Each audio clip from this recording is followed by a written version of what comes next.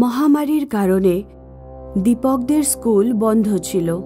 ওরা দুজন মামার বাড়িতে যাওয়ার জন্য জেদ করছিল। মামা, স্কুল বন্ধ আছে, জানি না কবে খুলবে। ততদিন আমরা মামার বাড়িতে একবার ঘুরে আসতে দাও না। হ্যাঁ মা, এখানে আমরা বসে বসে বোর হচ্ছি।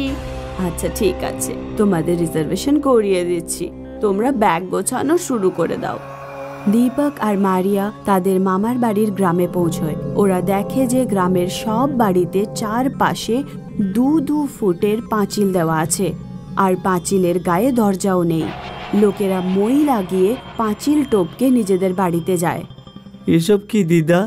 এই বাড়ির চারপাশে এত একটা বড় পাঁচিল, তাও আবার কোনো দরজা ছাড়াই? প্রথমে ঘরে চল, সবকিছু বলছি। দীপক আর মারিয়া মই দিয়ে পাঁচিল টপকে দিদার বাড়িতে গেল। রাত 12টার পর একটা পেতনি রুলার নিয়ে আসে, আর রোলার দিয়ে গ্রামের বাড়িঘর সব ভেঙে দেয়। ওই পেতনি অনেক লোকের প্রাণ নিয়েছে।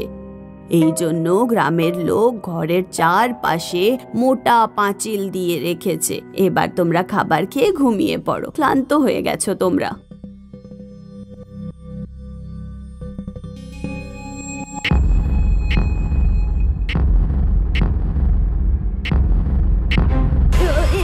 কি হচ্ছে দিদা? তোমরা চুপচাপ থাকো, ভয় পেও না। মনে হয় রুলারওয়ালা পেতনি গ্রামে এসেছে। গোটা রাত ওরা ভয়ে ভয়ে কাটায়। সকালে যখন ওরা বাড়ির বাইরে গেল, ওরা দেখলো যে প্রতিবেশীর পাঁচিল ওই ভূতনি ভেঙে দিয়েছিল। বাচ্চারা, ভূতনি আজ নয়তো কাল আমাদের বাড়িতেও হামলা করবে। এই জন্য রাত্রে কোনো মতেই বাড়ির বাইরে বেরোবে না। আমি সবজি কিনতে যাচ্ছি, তোমরা ভেতরে যাও। দিদা যখন চলে যায় তখন দীপক মারিয়াকে বলে, আমি আজ পর্যন্ত কোনো পেতনি দেখিনি। আমি একবার পেতনি দেখতে চাই মারিয়া। তোর কি মাথা খারাপ হয়ে গেছে? ওই ভূতনি আমাদেরকে কাঁচা খেয়ে ফেলবে। রাত্রে একেবারেই বাইরে যাবার কোনো দরকার নেই। ওই দিন রাত্রে দীপক ঘুমানোর নাটক করে। যখন ও বুঝতে পারে দিদা আর মারিয়া ঘুমিয়ে পড়েছে, তখন ও পাঁচিল টপকে বাড়ির বাইরে যায়। পেতনি ওই সময় রুলার নিয়ে ঘুরছিল। যখন ওর নজর দীপকের দিকে পড়ল, তখন ও রুলার দিয়ে দীপকের দিকে যেতে লাগলো। মেরে ফেলবো, কাউকে ছাড়বো না, গ্রামের সবার ঘর ভেঙে ফেলবো। বাঁচাও, বাঁচাও, বাঁচাও। নিশুতি রাতে দীপককে বাঁচাবার জন্য কেউ ছিল না। দৌড়ে দৌড়ে ও পুকুর পাড়ে পৌঁছে গেল। সামনে কোনো রাস্তা ছিল না, আর পেতনির রোলার দীপকের কাছে চলে আসে। দীপক পুকুরে ঝাঁপিয়ে পড়ে। সকালে যখন মারিয়া আর দিদা ঘুম থেকে উঠল, তখন ওরা দেখল যে দীপক বিছানায় নেই। দিদা, দীপক কোথায় চলে গেল? ওরা দীপককে গোটা বাড়িতে খোঁজ করে, কিন্তু ওরা কোথাও খুঁজে পায় না। কোথাও দীপক বাড়ির বাইরে তো চলে যায়নি রাত্রে। কালকেও আমাকে বলছিল ও পেতনিকে একবার দেখতে চায়। মারিয়া আর দিদা বাড়ির বাইরে বেরিয়ে গ্রামে যায়। গোটা গ্রামে খোঁজ করার পর ওরা অজ্ঞান অবস্থায় দীপককে পুকুরের পাড়ে পায়। মারিয়া ওর পেট টিপে ওর পেট থেকে জল বাইরে বের করে দেয়। তখন দীপকের জ্ঞান ফিরে আসে। ওরা দুজন দীপককে উঠিয়ে বাড়িতে নিয়ে যায়। কাল রাত্রে আমি বাইরে গিয়েছিলাম, পেতনি আমার পিছু নিয়েছিল। বাধ্য হয়ে আমাকে পুকুরে ঝাঁপ দিতে হলো, কিন্তু পেতনি পুকুরের পাড়েই দাঁড়িয়েছিল। আমি সারা রাত পুকুরে সাঁতার কাটতে থাকি। সকালে যখন পেতনি চলে যায়, আমি পুকুর থেকে বাইরে বেরিয়ে আসি। তুই এরকম কেন করলি বাবা? যদি তোর কিছু হয়ে যেত তো? দিদা, তুমি আর তোমার গ্রামের লোকজন আর কতদিন এই চার দেওয়ালের মাঝে বন্দি থেকে জীবনযাপন করবে? আমাদের একজোট হয়ে পেতনির সাথে লড়তে হবে। দীপক গিয়ে গ্রামের লোকেদের সাথে কথা বলে আর ওনাদের চার দেওয়াল থেকে মুক্ত হবার জন্য উৎসাহ দেয়। তুমি ঠিক বলেছ, আজ রাত্রে গ্রামের সব লোক একজোট হয়ে পেতনির সাথে কথা বলবো। রাত্রি 12টার সময় গ্রামের লোক চৌমাথায় একজোট হয় আর পেতনির আসার জন্য অপেক্ষা করতে থাকলো। পুরো গ্রামে ভয়ঙ্কর শান্তি ছিল। ভয়ের চোটে কেউ কথা পর্যন্ত বলছিল না। তখনই পেতনি রোলার নিয়ে হাজির হলো। সবাইকে মেরে ফেলবো, সব বাড়ি ঘর ভেঙে দেব। দাঁড়াও, আমরা তোমাদের সাথে কথা বলতে চাই। সবাই চেঁচাতে থাকে, কিন্তু কারো কথা শোনে না ওই পেতনি, আর সবার ওপর রুলার চড়িয়ে দেয়। কিছু লোক রুলারের নিচে চলে আসে, আর বাকিরা ভয়ের চোটে এদিক ওদিকে দৌড়তে শুরু করে। পেতনি মারিয়ার পেছনে পড়ে যায়। মারিয়া রাস্তায় দৌড়চ্ছিল, পেতনি একেবারে তার পেছনে। সামনে রাস্তা শেষ হয়ে যায়। বাঁচাও, কেউ বাঁচাও। দীপক দড়ি দিয়ে ফাঁদ তৈরি করে আর সোজা পেতনির গলায় ছুঁড়ে মারে। তারপর সে পেতনিকে রুলার থেকে নিচে নামিয়ে দেয়। চলে এসো গ্রামের লোক, পেতনি আমার হাতের মুঠোয়। সব গ্রামের লোক একজোট হয়ে যায়। তুমি সবাইকে কেন মারতে চাও? আমরা তোমাদের কি ক্ষতি করেছি? অনেক কিছু ক্ষতি করেছো। 50 বছর আগের কথা। আমার এরকম গ্রামে বাড়ি ছিল।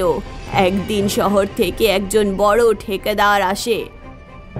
আমাদের বাড়ি রাস্তার একেবারে মাঝখানে ছিল। ও আমাদের বাড়ি সরিয়ে নিতে বলে, কিন্তু আমরা বারণ করে দিই। তারপর একদিন রাত্রে আমরা সবাই যখন ঘুমিয়েছিলাম, তখন ঠিকাদার পুরো রুলারে আমাদের বাড়ি চড়িয়ে দেয়। গ্রামের কেউ ঠিকাদারের ব্যাপারে কিছু বলতো না, আর আমাদের গোটা পরিবার মারা যায়। তখন থেকে আমার আত্মা ঘুরে বেড়াচ্ছে। তোমার সাথে যা কিছু ঘটেছে সেটা অন্যায় ছিল, কিন্তু তার সাজা তুমি সবাইকে দিও না। আমরা 4 দেওয়ালের মাঝে বন্দী, ঠিকভাবে বাড়ির ভেতরে হাওয়া পর্যন্ত আসে না। আমরা কথা দিচ্ছি, এরকম অন্যায় আমরা আর কারোর সাথে হতে দেব না। ঠিক আছে, আমি যাচ্ছি, কিন্তু যদি এই গ্রামের মানুষের ওপর অন্য অন্যায় হয়, আমি আবার ফিরে আসব। এরকম বলে পেতনি ওখান থেকে চলে যায়। রোশন তার বন্ধু নিতিনের বাড়িতে ছুটি কাটাতে গিয়েছিল। নিতিন আর তার বর্দা দুজনেই একসাথে 10 তলায় থাকতো। তোর বাড়িটা কিন্তু খুব সুন্দর হাওয়া আসে কিন্তু। থ্যাংক ইউ ভাই, আমরা 1 মাস আগে এখানে শিফট করেছি। খুব দারুণ কিন্তু রে। কিন্তু ভাই, এটা তো মনে হচ্ছে টেরিসওয়ালা ফ্ল্যাট, তাই না? হ্যাঁ, এর ওপরে টেরিসই আছে। বাহ, তাহলে তো খুব মজা হবে রে। চল না আমরা ওখানে গিয়ে ঘুড়ি উড়াই। আমার ঘুড়ি উড়াতে খুব ভালো লাগে রে। না, একেবারেই না। কেন? তোরা কি শুনিসনি নাকি ওখানে ছাদে কেউ ঘুরে বেড়ায়? কে বিনোদ দাদা? ওই তো পেতনি। হ্যাঁ, হাসো, যত খুশি হাসো, কিন্তু এটা সত্যি ঘটনা। অনেক বছর আগের কথা। এখানে একটা ফ্ল্যাটে বিদ্যা নামের একটা মেয়ে বাস করত। ওর ঘুড়ি উড়ানোর খুব শখ ছিল। একদিন সন্ধ্যায় ও যখন একা ছাদে ঘুড়ি উড়াচ্ছিল, তখন একজন ছেলে এসে ওর সাথে কিছু নোংরামি কাজ করে। যখন বিদ্যা চিল্লাতে থাকলো, তখন কিছু লোক ওকে মিলে ওপর থেকে ফেলে দেয়। তখন থেকে ওই পেতনি ওখানে ছাদের উপরে ঘুরে বেড়ায়, আর যেই ওই ছাদের উপরে যায় তাকে পেতনি মেরে ফেলে।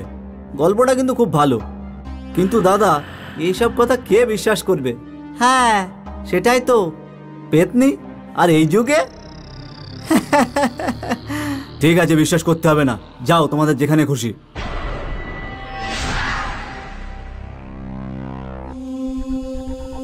আরে দরজা তো লক করা আছে রে। হ্যাঁ, তাই তো দেখছি রে। চল ওয়াচম্যান দাদার কাছ থেকে চাবি নিয়ে আসি। চল, ওর কাছে যায়। ওয়াচম্যান দাদা, আমাদের বি উইংয়ের টেরিসের চাবিটা দিন না। আরে বি উইংসের টেরিসের চাবি? সেটা আবার কেন? আমার বন্ধু এখানে থাকতে এসছে, ও ঘুড়ি উড়াতে চায়। আমরা কিছুক্ষণ পরে আবার ফিরিয়ে দেব, কিন্তু আমি দিতে পারবো না। তুই চাবি ওখানে রাখা আছে, তুই গিয়ে নিয়ে আয়। ততক্ষণে আমি দিকটা সামলাচ্ছি, বুঝলি?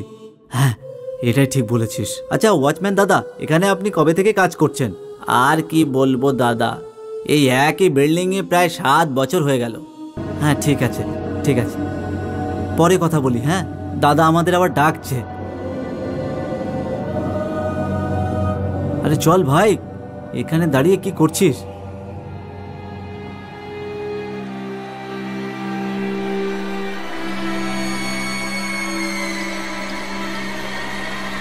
আরে বাহ, একেবারে পুরো শহরটা দেখা যাচ্ছে এখান থেকে। চল গিয়ে আমরা ঘুড়ি উড়াই।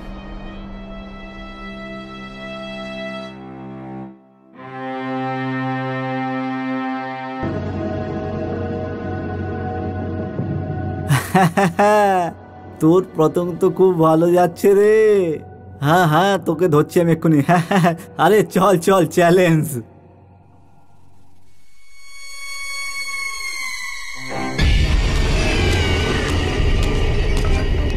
এই নে, এই নে আমার পতঙ্গ, তোর থেকে অনেক উপরে।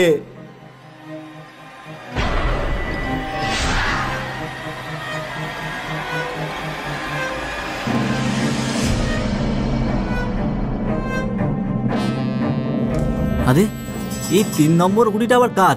হ্যাঁ, দেখতেও দেখ কেমন একটা যেন। আরে আমার গুড়ি তো কেটে গেল। আরে আমারটাও তো। আরে কে এটা?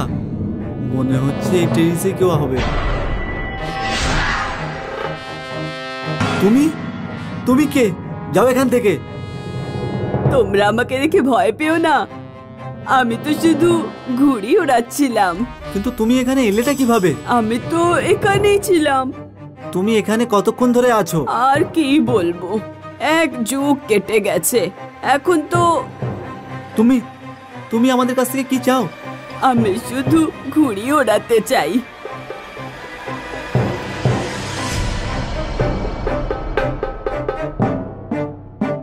রওশন, টেরিসের দরজা খোলা আছে, চল আমরা এখান থেকে কেটে পড়ি।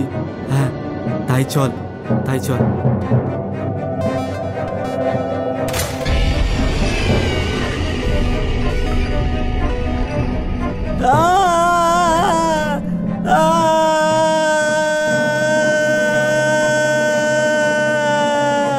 তোমরা যাচ্ছ, যেও না।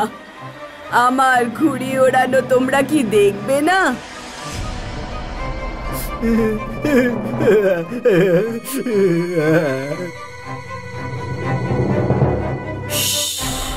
কেউ আসছে।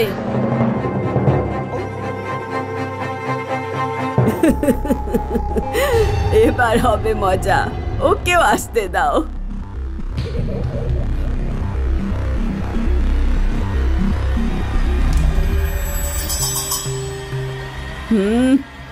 তুমি পুরুষ নও, শয়তান।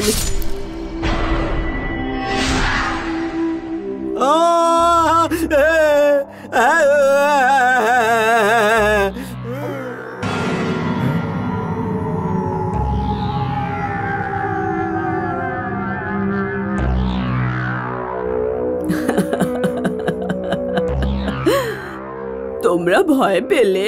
আর এই তো ছিল যে এই ছাদের ওপর আমাকে বিরক্ত করত, আমার লাশ নিচে ফেলে দিয়েছিল, কিন্তু আমিও ওকে ছাড়িনি। কিছুদিন পর যখন ও আবার ফিরে এলো, কোনো প্রকারে ওর মাথা কেটে আমি প্রতিশোধ নিই।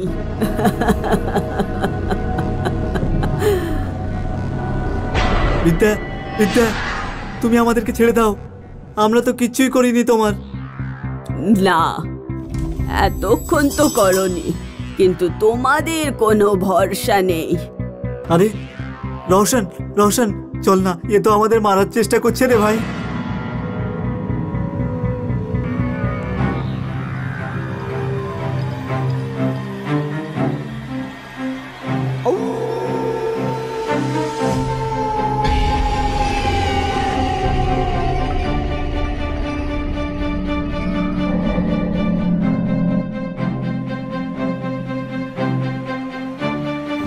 আজ আমি তোমাদের ছাড়বো না। এই ছাদটা শুধু আমার, এখানে কেউ আসবে না। আজ তোমাদের উচিত শিক্ষা দেব।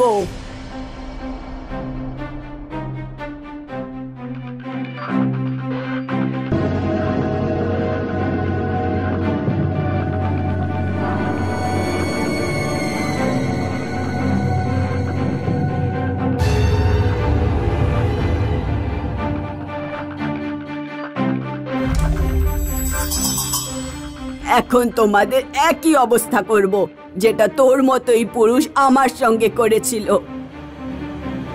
না না বিদ্যা, আমরা কি করেছি বলো, আমাদেরকে ছেড়ে দাও। হ্যাঁ হ্যাঁ বিদ্যা, আমাদেরকে যেতে দাও, আমার তো এখনো পর্যন্ত কোনো গার্লফ্রেন্ডও নেই। তোমরা তোমরা শয়তান।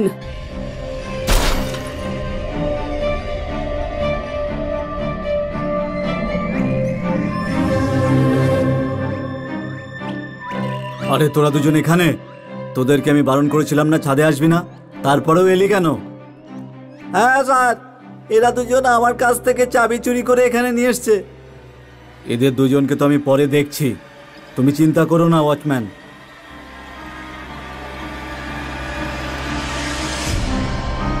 দাদা দাদা, আমাদের খুব ভুল হয়ে গেছে। হ্যাঁ, আপনি আমাদের বাঁচিয়েছেন। এবার চলো বাড়িতে, এখানে থাকাটা ঠিক নেই। তোমরা এইভাবে কাঁপছো কেন বলো তো? খুব ভালো হয়েছিল তুমি ওখানে পৌঁছে গেছিলে, না হলে আমাদের যে অবস্থা হতো। কিন্তু কেন, ও কি সত্যি পেতনি ছিল রে? আবার কি রে, ও তো পেতনিই ছিল রে। আমি তো বিশ্বাসই করতে পারছি না ভাই, তাও আবার এই যুগে। সেটাও কিছু না, আমি আজকের পর থেকে ওই ছাদের দিকে যাবো না রে ভাই। হ্যাঁ, সত্যি ওইটাই ভালো হবে রে। সবাই চলে গেছে, সবাই চলে গেছে। এবার এই ছাদ শুধু আমার, আর যদি এখানে কেউ আসে